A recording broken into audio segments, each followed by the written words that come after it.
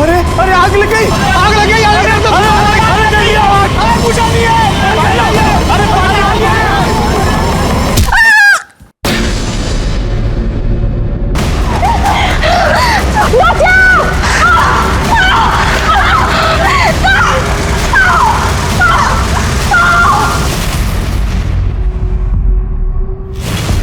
हादसे कभी भी किसी के साथ भी हो सकते हैं। ये जो कुछ भी हुआ था वो सिर्फ एक हादसा था या किसी ने अपनी गंदी नियत के साथ ये सब कुछ किया था।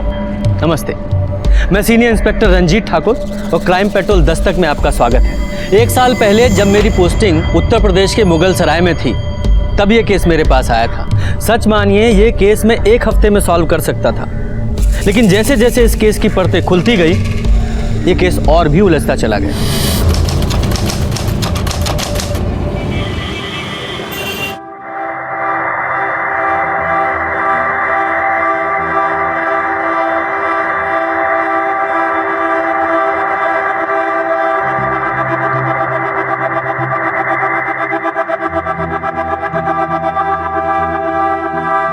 दुल्हन के माता पिता कहाँ हैं?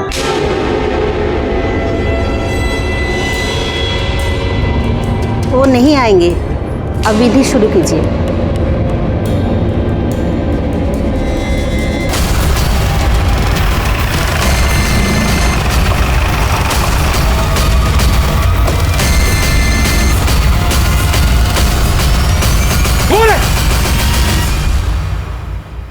कमीना कहीं का हमारी बेटी को जबरदस्ती उठाकर शादी कर रहा है। नहीं सर, रुक्मिणी अपनी मर्जी से शादी कर रही है। ये काहे की पीछे हटिए, हम है ना यहाँ। तुम बताओ, ये शादी तुम्हारी मर्जी के खिलाफ हो रही है? नहीं सर, ये शादी हम अपनी मर्जी से कर रहे हैं। अरे काहे की मर्जी? सर, ये हमारी नाबालिग बेटी को बहला फुसला रहा है। नहीं सर, हम नाबालिग नहीं है। हमने 2016 में 10वीं पास की थी। ये देखिए, हम 19 साल के हैं। अरे ये सर्टिफिकेट सब झूठा है सर। अब आप झूठ क्यों बोल रहे हैं? ये जब छोटी थी ना तो हम इसका दाखिला 5वें में करवा दिए थे सीधे। अभी 18 की भी नहीं हुई है। तुम बहुत जवानी फूट रहा है तुम्हारा। अभी बताते हैं तुमको। रुकिए, रुकिए। कैसी बातें कर रहे हैं आप? आपकी बेटी है ना ये? आपके मुंह से ऐसी बातें शोभा देती हैं उसके लिए? और ये जो हमारे मुंह पे कालिक पोत रही है इसका क्या सर? ये देख रहे हैं, इसके पास सबूत है कि ये बालिग है। आपके पास कोई ऐसा सबूत है कि ये नाबालिग है? अरे इसे शादी करने से कोई नहीं रोक सकता। पीछे हटाइए ना, आप भी पीछे हटिए। चलिए, आप कीजिए।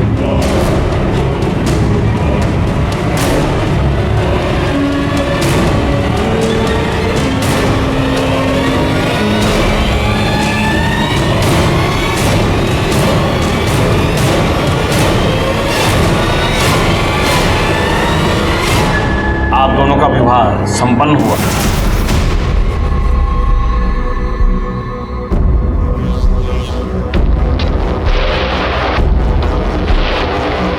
देखिए हम समझ सकते हैं कि आपको बहुत तकलीफ हुई होगी। रुक्मिणी ने आपकी मर्जी के खिलाफ शादी की है, लेकिन हम आपको आश्वासन देते हैं कि हम इसका हमेशा ख्याल रखेंगे। अगर हो सके तो हमारे नए जीवन के लिए हमें आशीर्वाद दीजिए। ये क्या कर रहे हैं आप लोग? हमारा हाथ आपके ऊपर भी उठ सकता था, लेकिन रुक्मिणी के पिता हैं। आपकी बेइज्जती करेंगे तो उसको दुख होगा। तो हमको मारेगा? हमको मारेगा ये? पापा नहीं, छोड़ो। क्या है सब? अगर ऐसे गुंडागर्दी करोगे तो अरेस्ट कर ले जाओगे। सुन बेटा, खेल अभी खत्म नहीं हुआ, खेला तो अब शुरू होगा। निकलो, चलो चलो।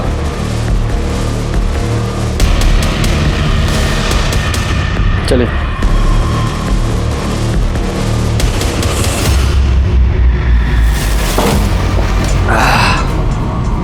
हम तुमको पहले ही बोले थे कि मार कर सालों को निपटा देते हैं, लेकिन तुमको तो आग लगी थी पुलिस के पास जाने की। जाओ। अरे हमने तो सोचा था कि पुलिस आके सारा खेल खत्म कर देगी, ये शादी रुकवा देगी, लेकिन छोड़ेंगे नहीं इस सालों को, ना छोड़ेंगे ना। पंकज यार थोड़ा जल्दी हाथ चलाओ यार, सुबह से कोई काम आगे बढ़ता ही नजर नहीं आ रहा है हमको।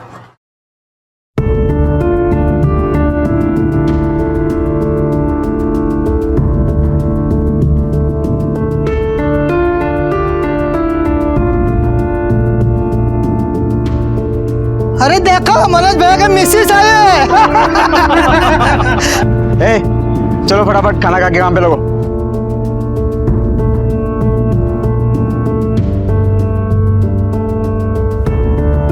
कैसा बना है? तुम खाई? हम खा लेंगे। अरे अभी खाओ हमारे साथ, हम खिलाएंगे तुमको अपने हाथों से।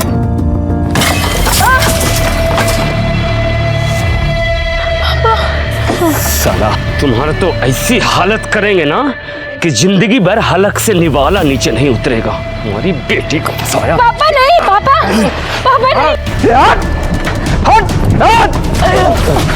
मेरे भाई को मारने की हिम्मत कैसी तुम लोगों की? छोड़ेंगे नहीं। अरे देख लेंगे तुमको, हम भी। जाओ, याद रखना। मनोज चल, निकलो। मनोज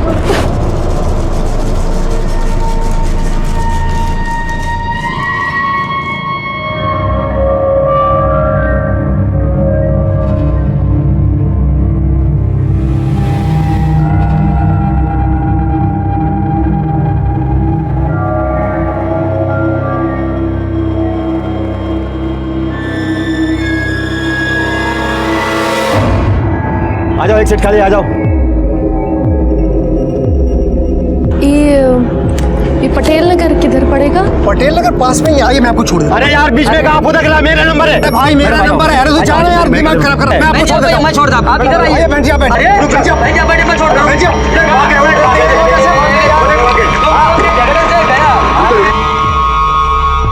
अरे अरे आग लग गई, आग लग गई, आग लग गई।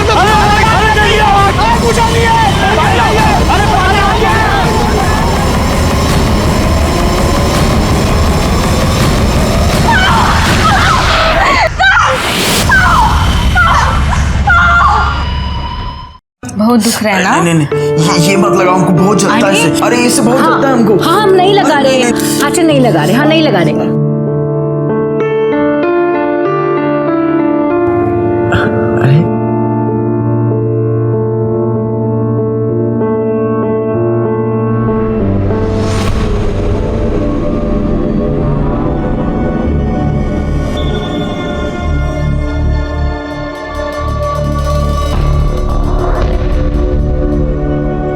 चाची, ये किधर पड़ेगा? बेटा ये आगे जाके दूसरी गली और तीसरा मकान।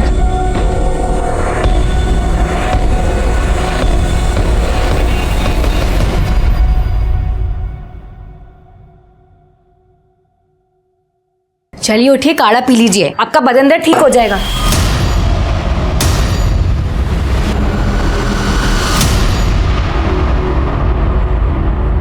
लो भाई सामान ले आए, खड़ा धनिया नहीं मिला।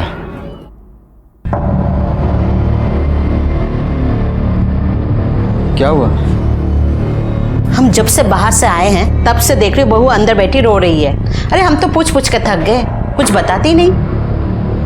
तुम ही जाकर देखो क्या हुआ है। पकड़ो, हम देखते हैं। अरे क्या हुआ? काहे रो रही हो? अब देखो ये मत कहना कि घर की याद आ रही है। तुमको पता था ना कि ये सब आसान नहीं होने वाला है। हमें पता था, पर हमें ये नहीं पता था कि तुम्हारा भाई हम पे जबरदस्ती करेगा। ऐसे कहाँ शर्मा रही हो? कभी देखी नहीं होगा। भैया छोड़िए हमें।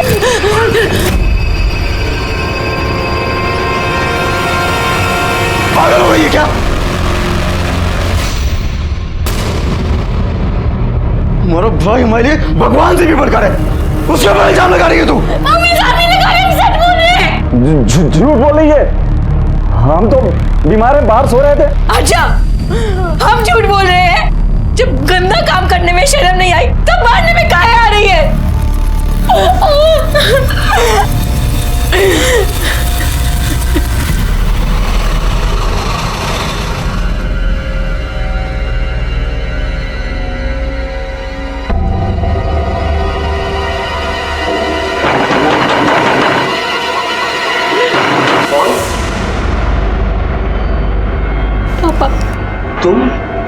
कौन है? क्या लेने आई हो अब यहाँ? पापा, हमें अंदर आने दीजिए पापा। देखिए उसे अंदर आने दीजिए। हम आपके हाथ जोड़ते हैं। अब और कितना तमाशा करेंगे आप? बेटी है हमारी, हमने कहा ना, उसे अंदर आने दीजिए।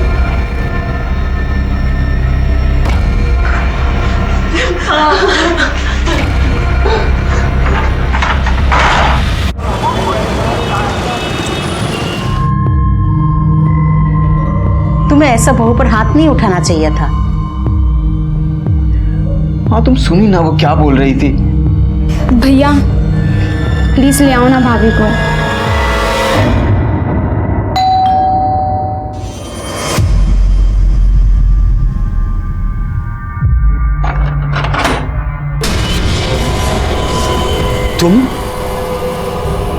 तुम यहाँ क्या कर रहे हो? चले जाओ यहाँ से, नहीं तो यही जिंदा जमीन में गाड़ देंगे।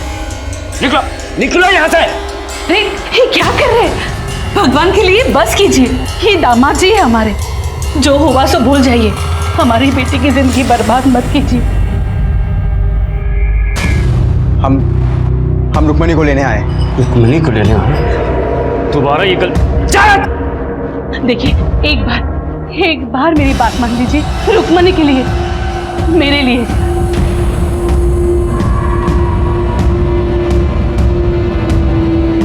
अरे ये सुन, हम सब कुछ भूलने को तैयार हैं, लेकिन एक शर्त पर। हमारी बेटी को दोबारा मत रुलाना। उसकी आंखों में आंसू नहीं देख सकते। अरे माना कि हम दिल से कठोर है, लेकिन बाप हैं उसके। तुम क्या देख रही हो? अरे दामाद जी पहली बार आए हैं, कोई अच्छा खाना बनाओ।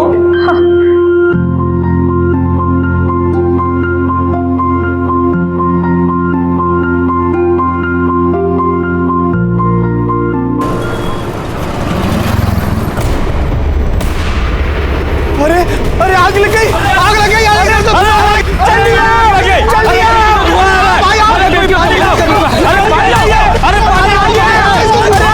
भाई, अरे हमारे बेटियों से भाग कमरे में आग लगी।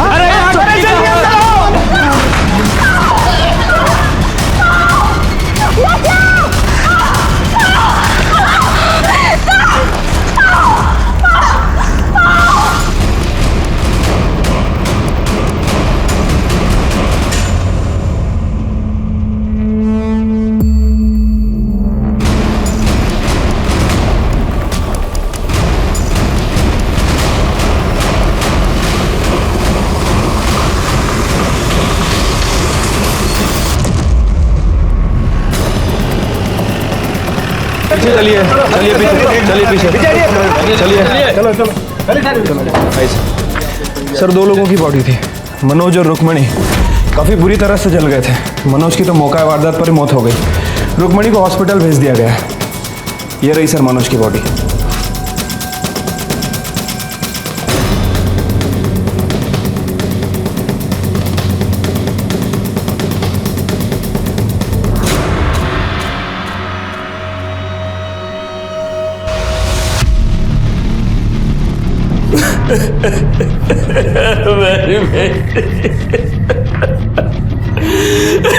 मार डाला अपने जवाई को, ले लिया बदला? नहीं सर, हमने कुछ नहीं किया।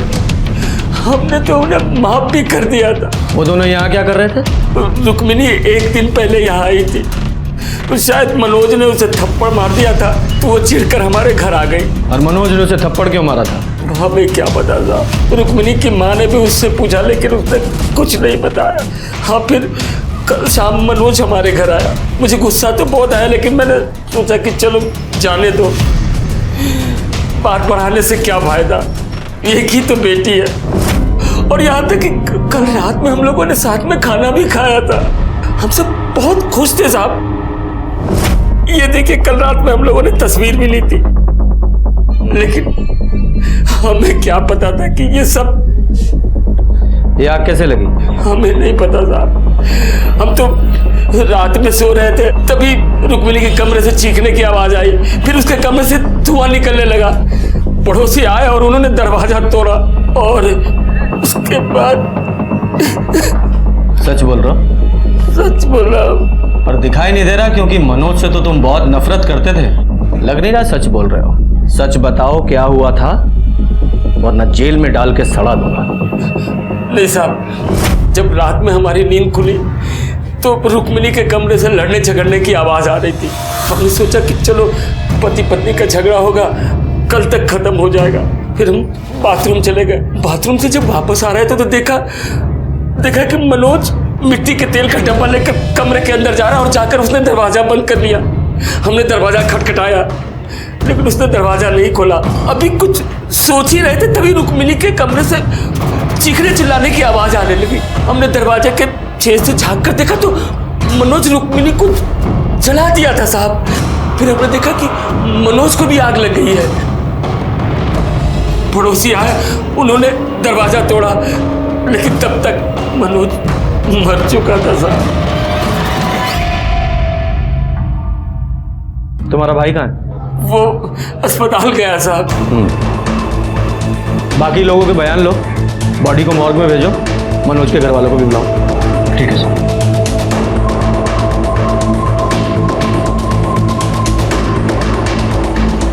साहब एक मिनट बात करनी है आपसे। बोलिए। हमारा नाम सूरज है। हाँ। और ये हमारा बेटा गोपाल। हम बसेसर के बगल वाले घर में ही रहते हैं। इधर? हाँ। हमारा बेटा गोपाल आपको कुछ बताना चाहता है। हाँ बेटा बताओ। सर, हमारी खिड़की से रुक्मणी दीदी का रूम दिखता है। कल रात देर तक हम जाग रहे थे, हमारी टेस्ट थी इसलिए हम पढ़ रहे थे, तो हमने सुना तो रुक्मणी दीदी किसी के साथ झगड़ रही थी। हमने देखा भी तो वो कोई आदमी था, उसने डब्बे से उनके ऊपर मिट्टी का तेल डाल दिया और गुस्से में उनको जला दिया, पर उन पे भी आग लग गई। वो तो बाहर भाग रहे थे, मैंने ही जाके पापा को जगाया था।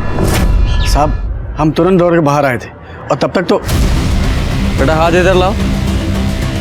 इतने बुरी तरीके से किसने मारा था? वो मास्टर जी ने।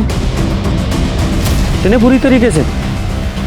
अगर तुम चाहो तो उनके खिलाफ कंप्लेन कर सकते हो, मैं कार्रवाई करूंगा।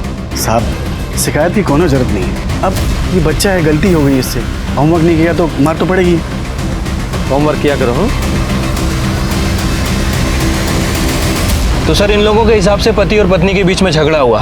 पति ने गुस्से में आकर पत्नी को जलाने की कोशिश की और खुद उस आग में जलकर मर गया, और अब पत्नी जिंदगी और मौत के बीच जंग लड़ रही है। अब इन लोगों ने जो रामायण सुनाई है उसके हिसाब से तो ऐसा ही लग रहा है। अब ये रुक्मणी ही कंफर्म कर सकती है कि इस कहानी का असली रावण कौन है।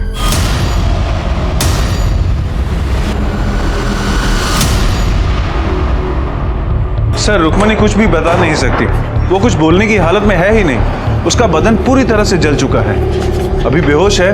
अगर वो होश में आ भी जाए तो भी उसे ठीक होने में काफी समय लगेगा। देखिए ना साहब, क्या हालत कर दी हमारी बेटी की। ये सब हमारी गलती है, नहीं हम उसे घर में आने देते, नहीं वो ये सब करता। अच्छा हुआ कि राक्षस चढ़कर मर गया, वरना हम उसकी जान ले लेते। जब ये सब कुछ हुआ आप कहाँ थे? अपने घर में थे साहब, हमें तो अभी इस बारे में पता चला है, और हम तो इस रिश्ते के पहले से ही खिलाफ थे। अब देख लीजिए, बड़ों की बात ना मानने का क्या नतीजा होगा। यादव जी, ये मनोज के घर वालों को इन्फॉर्म किया? हाँ, उन्हें मॉर्ग रूम बुलाया।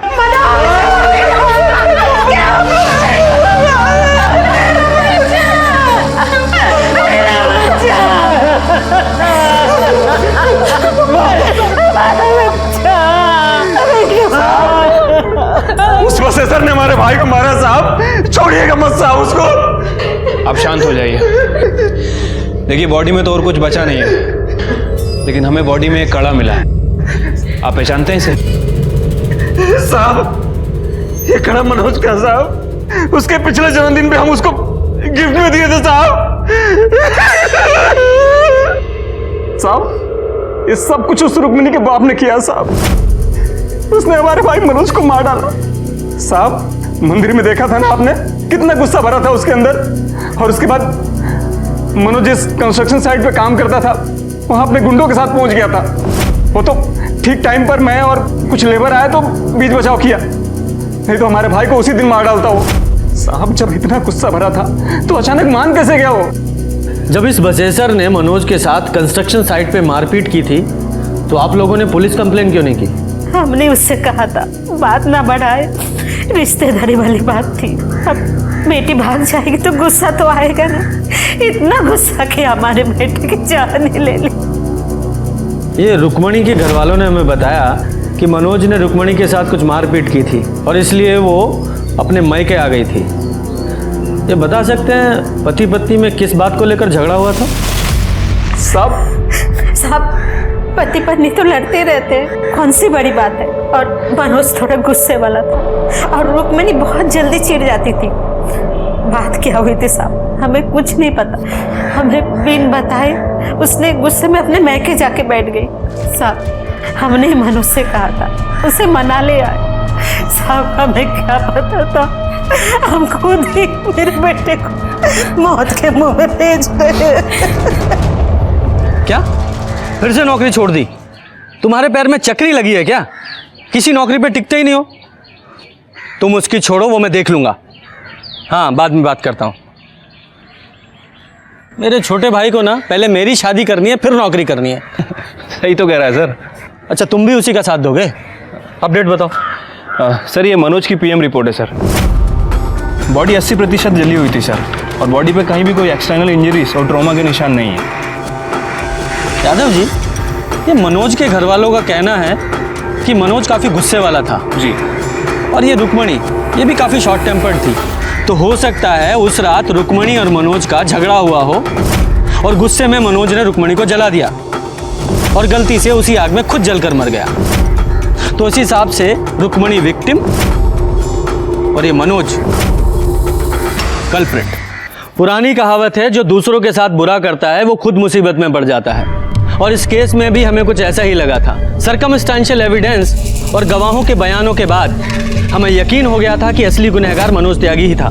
उसने ही अपनी पत्नी रुक्मणी को जलाकर मारने की कोशिश की थी जिसमें वो खुद जल गया था। डॉक्टर्स ने हमें बताया कि रुक्मणी की हालत को ठीक होने में कम से कम 2 महीने लगेंगे, उसके बाद ही हम उसका बयान ले पाएंगे। अपनी जांच पूरी करते हुए हमने रुक्मणी का डीएनए उसके पिता बसेसर से और मनोज का डीएनए उसकी माँ कविता से मिलाया जो मैच हो गया। लेकिन तभी इस केस में हमारे सामने कुछ ऐसा आया जिसने हमारे होश उड़ा दिए।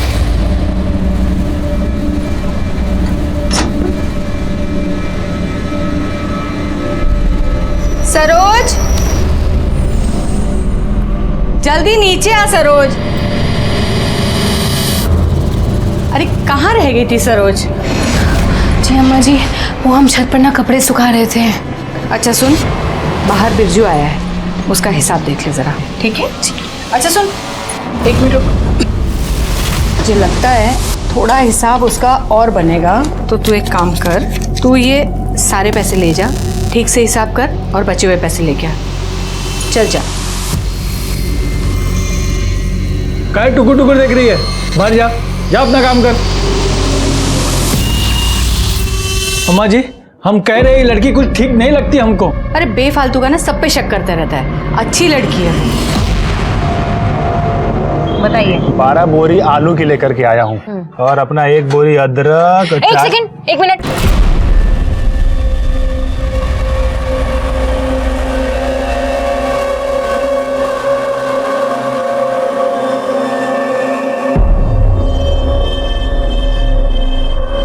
क्या ये काहे ऐसे बत्तीसी दिखा रहे हो हमें? हाँ ये लो काम करो, काम पे ध्यान दो।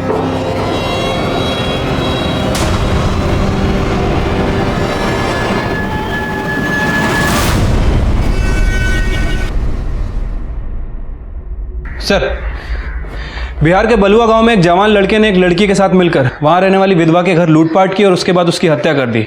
सर उसका नाम दुर्गा देवी था, 65 साल की थी और काफ़ी अमीर थी। बाकी की फैमिली दिल्ली में रहती है। और सर ये दोनों कल्पिट बिरजू और सरोज उसी के घर काम करते थे।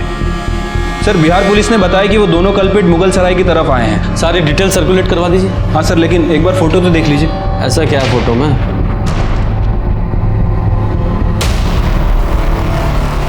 ये तो रुक्मणी जैसी लग रही है, लेकिन वो तो हॉस्पिटल में। ये बिहार में कैसे हो सकती है? यादव जी, ये रुक्मणी की फाइल निकालो।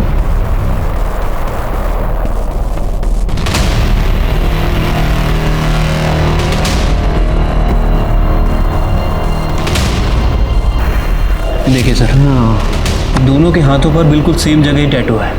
हाँ, लेकिन इस फोटो में टैटू थोड़ा क्लियर नहीं है, लेकिन है एक ही जगह पर। Good job Yadav ji. अब इस रुक्मणी से मिलने का वक्त आ गया है, चलो।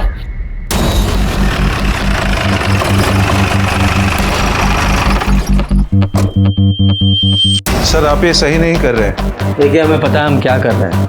इतनी मुश्किल से तो ये ठीक हो रही है।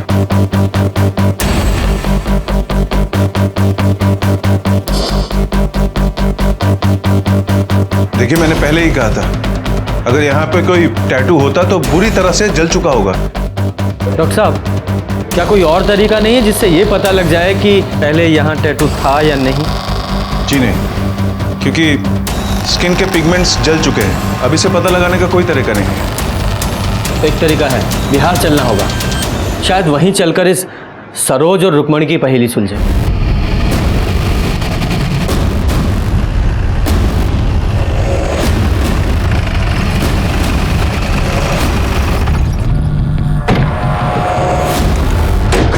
यही घर है सर।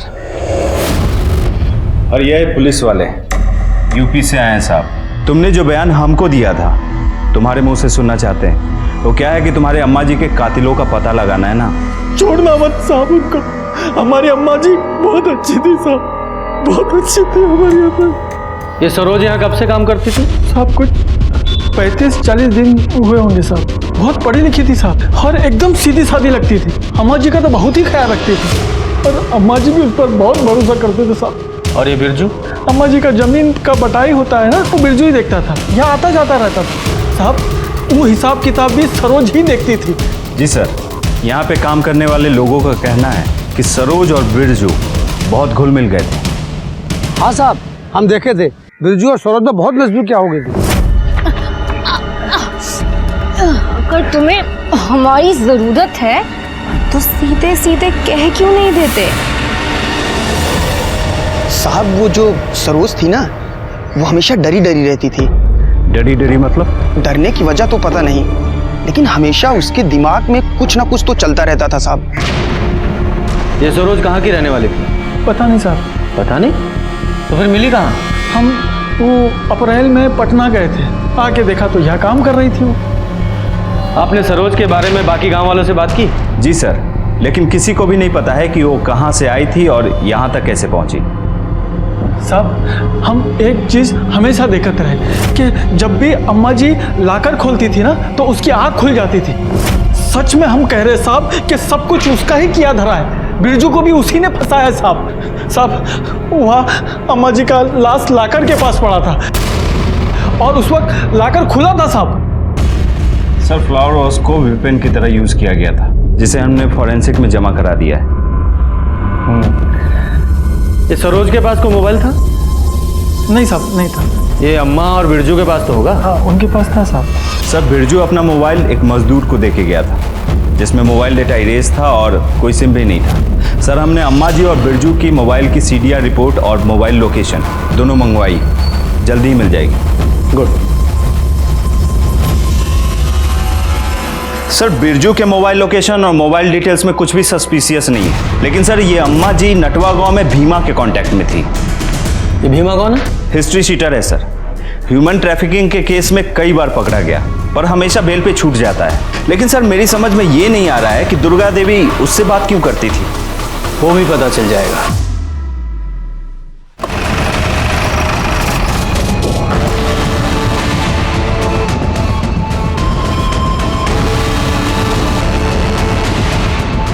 सर, यही घर है भीमा का।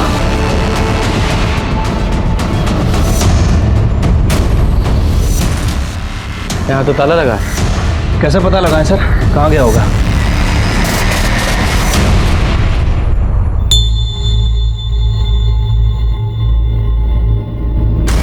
तुम भी माँ, रुको।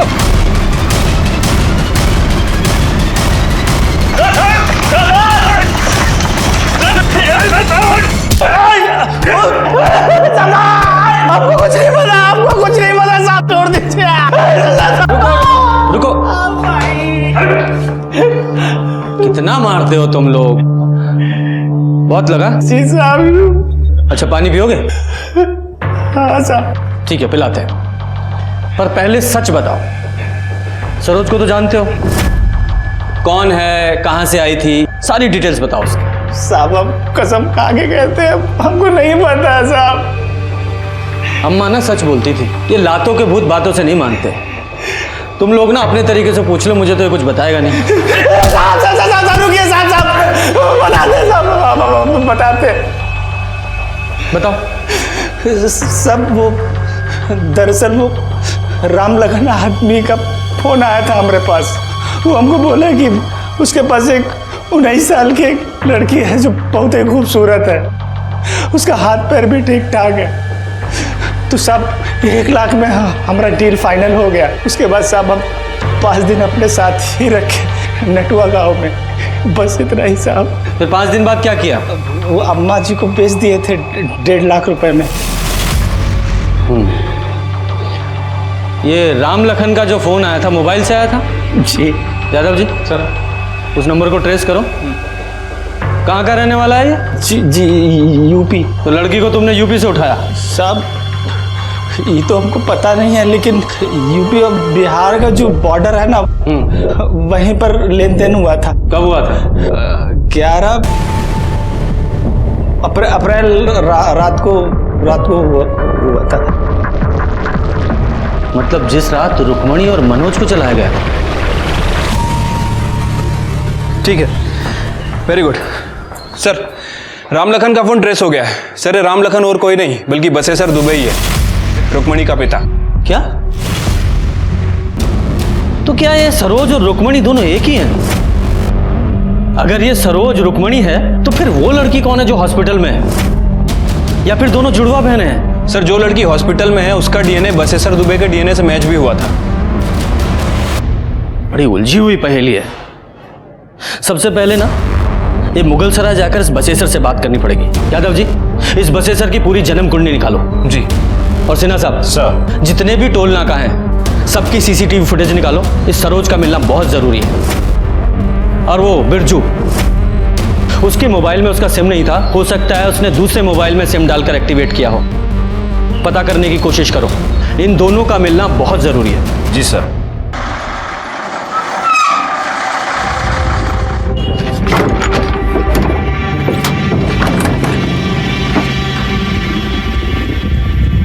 सुनिए, हम ऐसे कब तक इधर उधर भागते रहेंगे? हम जाने ये सब कब खत्म होगा। देखो तुम ज़्यादा परेशान मत हो, बस थोड़ी देर का तो बात है। हम आज रात को बनारस से गाड़ी पकड़ेंगे, उसके बाद निकल जाएंगे। फिर हमको तो कोई टेंशन नहीं है वहाँ पे। चलो अब हमें बहुत भूख लग रही है और हमारा गला भी सूख रहा है। गला तो हमारा भी सूख रहा है, लेकिन करे क्या? एक काम करो, आओ तुम इधर आओ, तुम यहाँ बैठो, हम तुम्हारे लिए कुछ खाने को लेकर के आते हैं। जाना मत यहाँ से कहीं।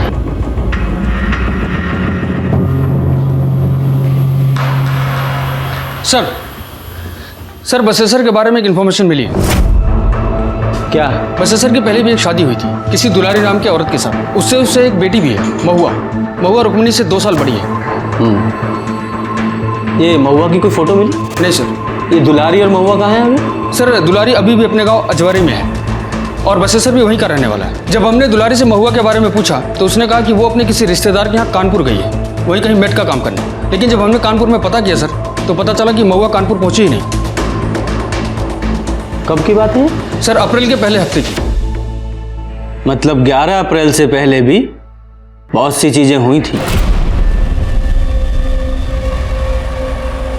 आप काहे नहीं खा रहे? अरे तुम खाओ, हम उधर ही कुछ खा लिए थे, पेट भरा है हमारा। बस कितने बजे का है? शाम को 8 बजे का है। तुम खा के थोड़ा सा रेस्ट कर लो, हम तुमको जगा देंगे। कैसा गंदा मजाक कर रहे हैं आप साहब? एक तो हमारी बिटिया अस्पताल में पड़ी है वैसी हालत में, और आप कह रहे हैं हमें अपनी बेटी को बेच दिए बिहार में।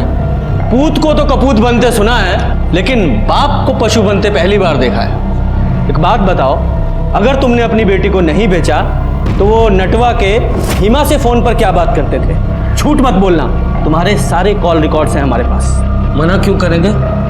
उससे हमारी बात होती थी, हमारे बचपन का दोस्त है तो कभी कभार फोन पे बात हो जाया करती है, लेकिन इसका मतलब ये थोड़ी है कि उसे हम लड़की बेचे, मतलब अपनी बेटी को। तो फिर ये भीमा ऐसा क्यों बोल रहा था? कहा है कि उसका दिमाग खराब हो गया, साथ में आप लोगों का। क्या बकवास कर रहा है तू? अरे आप ही लोग ना वो टेस्ट करवाए थे और बोले कि जो बेड में लड़की है वो हमारी बेटी है। हमारी एक ही बेटी है और सरोज कौन है हम नहीं जानते हैं। तुम्हारी एक और बेटी है ना, महुआ, वो कहाँ है? हम नहीं जानते हैं उसे।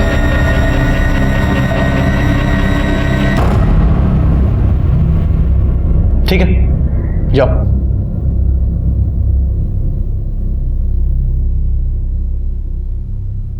यादव जी। सर, ये बहुत कुछ उलझा हुआ सा है और इसे सुलझाने के लिए इसकी तह तक जाना पड़ेगा। एक काम करो, सबके फोन सर्विलेंस पे डालो, इस मनोज की फैमिली के भी। ठीक है सर। वैसे सर अब क्या करें, हमने सीना से भी बात की है, उसे भी अभी तक कुछ पता नहीं चला है। महुआ, सरोज, रुक्मणी सब बहुत उलझा हुआ है।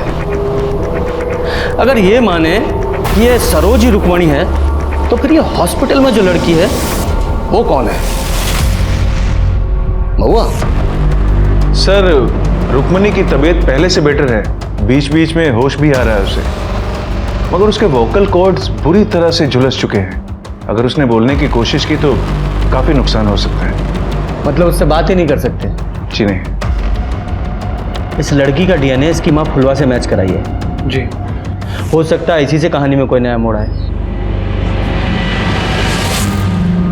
आज हमारा बेटा 24 का हो जाता, शादी के बाद उसका पहला जन्मदिन। माँ, अब रो मत, अभी तो हमारी हिम्मत हो।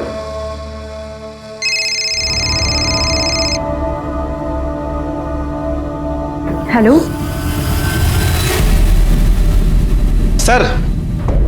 सर, अभी भी मनोज की बहन नीला को किसी ने फोन किया सर। ये सुनिए सर।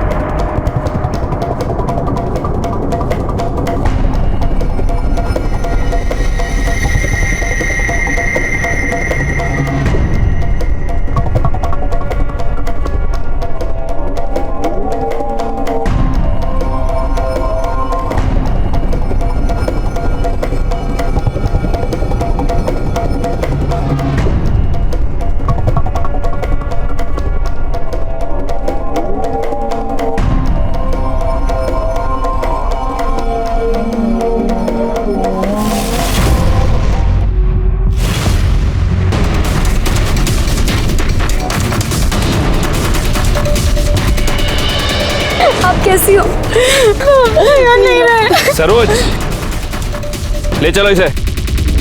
सरोज या रुक्मणी बुलाऊं तुम्हें? कौन हो तुम? सरोज या रुक्मणी, या रुक्मणी की कोई जुड़वा बहन?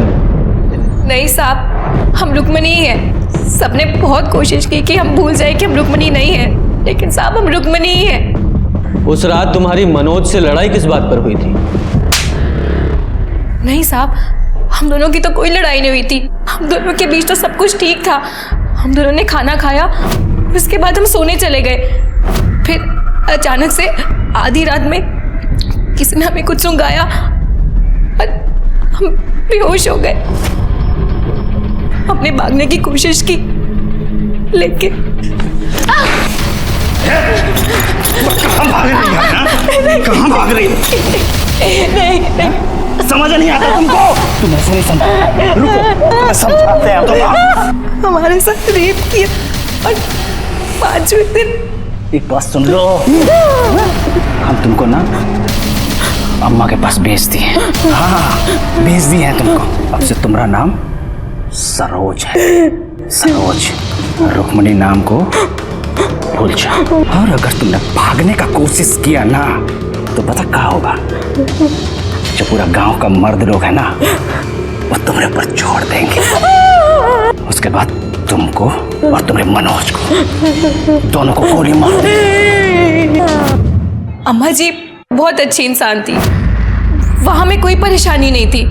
पर साहब, हम वहाँ कैसे रहते? हमें तो अपने पति के पास जाना था। हम मनोज से बहुत प्यार करते थे साहब। हमारे पास कोई फोन भी नहीं था जिससे कि हम मनोज को फोन कर सके। वहाँ हर वक्त हम पर सब लोग नजर रखते थे साहब। ऐसा लगता था जैसे हमें वहाँ कैद करके रखा हो। फिर हमें एक आदमी मिला वहाँ पे, बिट्टू नाम का। वो अम्मा जी की जमीन पे बटैये पे काम करता था। हमने उससे जानबूझकर दोस्ती की। हमने बिरजू से कहा कि हमें यहाँ से भागना है। उसने कहा उसके लिए हमें पैसे चाहिए होंगे। हम दोनों ने मिलकर एक योजना बनाई कि तिजोरी से सारे पैसे निकालकर हम भाग जाएंगे।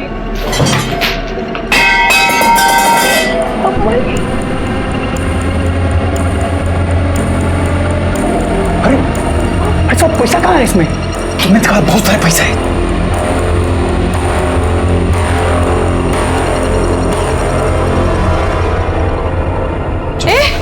बिरजू क्या कर रहे हो यहाँ पे? सरोज? नहीं अम्मा जी। चोरी कर रहे हो? नहीं नहीं अम्मा, वो सफाई कर रहे चल क्या रहा है यहाँ पे?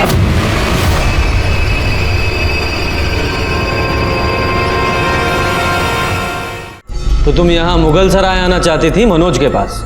हाँ साहब, और हमें पता चला मनोज। फिर साहब हम इधर उधर भागते रहे। हरिदासपुर बस स्टैंड पर बिट्टू ने हमारे खाने में नशे की गोली मिला दी और हम बेहोश हो गए। बिट्टू वो बैग लेकर भाग गया जिसमें सारे पैसे थे। फिर हमने एक आदमी के फोन से नीला को फोन किया। उससे पहले हमने कई बार मनोज को भी फोन किया था, लेकिन उसका फोन बंद था। ऊपर से बिट्टू ने हमें मना किया था जब तक हम मुगल सराय ना पहुंचे तब तक हम किसी को फोन ना करें। साहब हमारा यकीन कीजिए, हमने अम्मा जी को नहीं मारा। लेकिन पैसे तो तुम्हारे पास थे।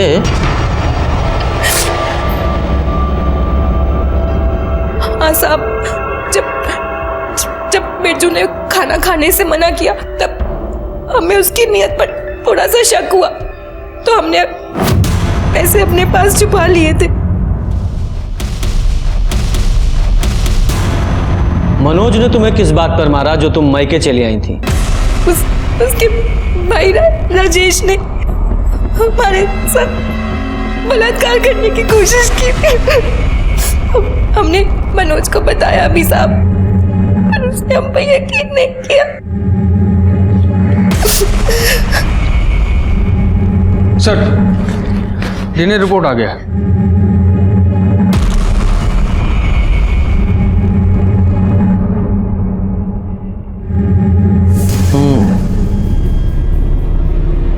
मुझे तो उसी दिन उस बसेसर के पड़ोसी सूरज पर शक हुआ था।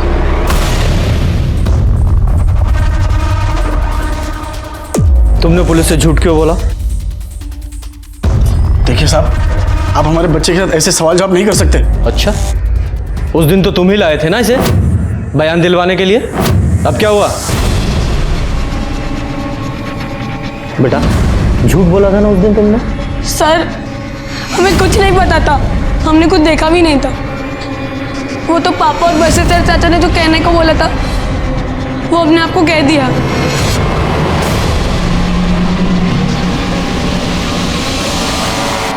हमने तो मना भी किया था, इन्होंने हमें छड़ी से मारा था।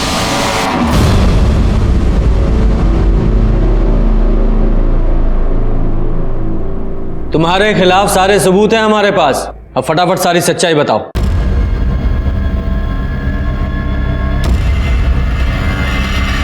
रुक्मिनी ने मनोज से शादी करके हमारा बहुत खून जलाया था। हम उससे बहुत गुस्सा थे। हमने सोचा था कि उसे भीमा के हाथों बेच देंगे, लेकिन जब सोच ही रहे थे तो वो अपने ससुराल से लड़ झगड़ कर खुद ब खुद हमारे घर आ गई। और उसके पीछे पीछे मनोज भी आ गया। हमने बेहोशी की दवा सुंघाकर उसे बेहोश कर दिया। फिर हमारे भाई ने उसे घर के बाहर ले जाकर बेच दिया।